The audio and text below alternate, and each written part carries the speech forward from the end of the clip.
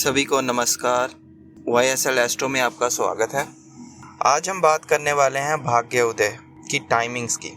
कब आपका भाग्य उदय होता है आपकी कुंडली के अकॉर्डिंग। कई बार क्या होता है कि हम मेहनत करते जाते हैं और हमें उसके मुताबिक अपना फल नज़र नहीं आता। ये सवाल तो सबके माइंड में आता ही है कि मेरा भाग्य कब बदलेगा, कब वो चीज़ें होंगी जो जितनी मेहनत मैं कर पा रहा हूँ उसके अकॉर्डिंग रिजल्ट्स कब मेरी लाइफ में आएंगे। तो आज हम बात करेंगे इसी टॉपिक पे। सबसे पहले हम कुंडली में देखेंगे कि 9वां घर जो कि फॉर्च्यून को दिखाता है। भाग्य को देखने के लिए 9वां घर और 9वें घर का स्वामी, जो राशि 9वें घर में बैठी है उसका जो स्वामी है उसको देखना बहुत इंपॉर्टेंट है। उसी के साथ एक्टिवेशन को देखा जा सकता है। तो जैसे हम जानते हैं कि हर एक राशि को कोई ना कोई प्लैनेट रूल करता है, तो हमने पहले 9वां घर देखना है कि 9वें घर में राशि कौन सी बैठी है और उसको रूल करने वाला प्लैनेट है जो, उसके रिगार्डिंग हमने जो मैं आपको एक्टिवेशन टाइमिंग बताऊंगा, ओवरव्यू एक मिल जाता है कि हाँ इस एज तक हमें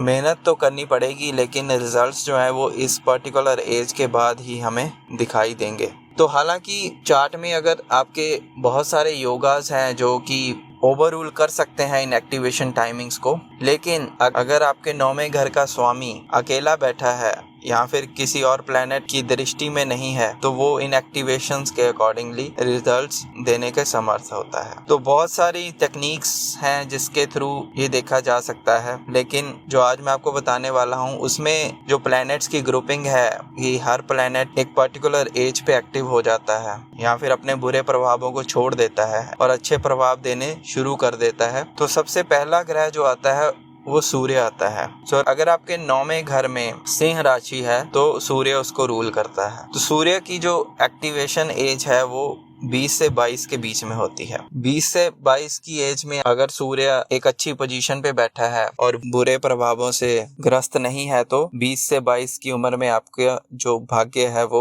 उदय होने के चांसेस होते हैं। उसके नेक्स्ट जो प्लैनेट है वो है चंद्र। सो अगर कर्क राशि आपकी 9वीं राशि है तो 22 से 24 के बीच में आपका जो है भाग्य साथ देना शुरू कर देता है। उसके बाद आता है हमारे पास शुक्र ग्रह जो है वो वृषभ और तुला को रूल करता है। तो अगर ये राशियां आपकी 9वें घर में है तो आपका जो भाग्य उदय होने के जो चांसेस हैं वो 24 से 26 के बीच में होते हैं। उसके बाद हमारे पास आता है मंगल जो है वो 27 से 28 के बीच में बुरे प्रभावों को छोड़ के अच्छे प्रभाव आपकी लाइफ में देने शुरू करता है और आपके भाग्य में वृद्धि लाता है। आपने सुना होगा कि अगर कोई मांगलिक है तो उसको विवाह के लिए एक सलाह दी जाती है कि 27 और 28 के पहले विवाह मत करो, क्योंकि मंगल एक एग्रेसिव प्लैनेट है और एक एक्शन ओरिएंटेड प्लैनेट है। तो कई बार क्या होता है कि उस प्लैनेट की एनर्जी को चैनलाइज करना आसान नहीं होता। तो 27 और 28 तक आप मैच्योर हो जाते हैं उस एनर्जी को समझने के लिए और वो प्लैनेट भी अपने जो बुरे प्रभाव है वो छोड़ना शुरू कर देता है। तो ये दोनों चीजें मैच होती हैं, तो इसीलिए वो एक एज को सिग्निफिकेंट एज बताया गया है मंगल के लिए। मंगल रूल करता है वृष राशि और मेष राशि। अगर ये आपके 9वें घर में है तो 27 और 28 के बाद आपका भाग्य उदय होने के चांसेस होते हैं। अगला ग्रह बुध की बात करते हैं। बुध जो है वो मिथुन और कन्या को रूल करता है। मिथुन और कन्या अगर आपके 9वें घर में है तो बुध उसका स्वामी बनता है और तो वो आपको 29 से 32 के बीच में रिजल्ट देना स्टार्ट करता है। 29 के बाद वो अपने बुरे प्रभावों को छोड़ना स्टार्ट कर देता है और आपके भाग्य में वृद्धि करता है। उसके बाद बात करते हैं गुरु ग्रह की। गुरु जो है वो सेजिटेरियस और पाइसिस को रूल करता है। गुरु जो है अपने अच्छे प्रभावों को देना स्टार्ट कर देता है 32 से लेके 35 की उम्र के बीच में। सो गुरु जो है एक विजडम का कारक है, आपको नॉलेज प्रोवाइड करता है, लाइफ को चलाने के लिए आपको एक समझ देता है। तो वैसे भी अगर हम देखें 32 की एज तक आप मैच्योर इनफ हो जाते हैं कि आप अपनी नॉलेज को यूज कैसे करना है ये अच्छी तरह आपको आ जाता है। तो इसीलिए जो है वो गुरु को 32 से 35 के बीच में एक्टिव होते हुए देखा जा सकता है और आपके भाग्य में वो वृद्धि कर देगा। उसके बाद जो आता है हमारे पास शनि ग्रह। अगर मकर और कुंभ जो है आपकी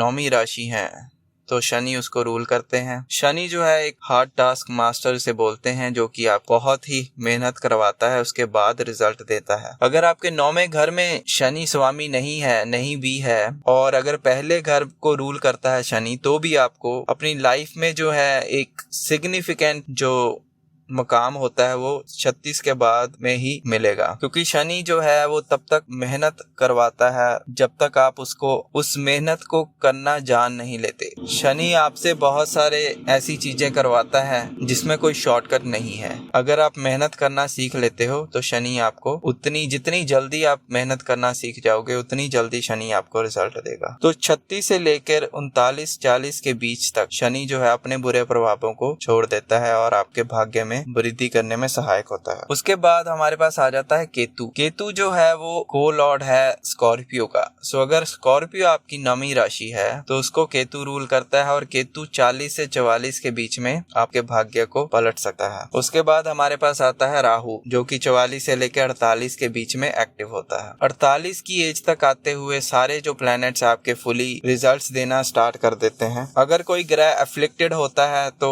वो उसके अकॉर्डिंगली रिजल्ट्स थोड़ा लेट देना स्टार्ट करेगा ऑब्वियसली, लेकिन अगर कोई योगा है आपके चार्ट में बन रहा है जो कि हेल्पफुल हो सकता है आपके लिए एक्टिवेशंस को टाइम पे स्टार्ट करने के लिए, तो वो भी देखना बहुत जरूरी है। तो इसकी एक और डीपर लेयर अगर हम और डिटेलिंग में देखना है तो नवामशा चार्ट को भी देखना जरूरी हो जाता है कि 9वें घर का जो स्वामी है वो नवामशा चार्ट में कैसे बैठा है, ये भी देखना जरूरी हो जाता है। तो ये था ओवरव्यू आज का कि कैसे जो है आपका भाग्य जो है वो कब बदल सकता है। तो आज की वीडियो देखने के लिए बहुत बहुत धन्यवाद। सो अगर किसी के पास कोई प्रश्न है तो आप कमेंट सेक्शन में लिख सकते हो। आने वाले वीडियो में आप भाग्य के बारे में और डिटेलिंग में बात करेंगे। तो तब तक के लिए धन्यवाद।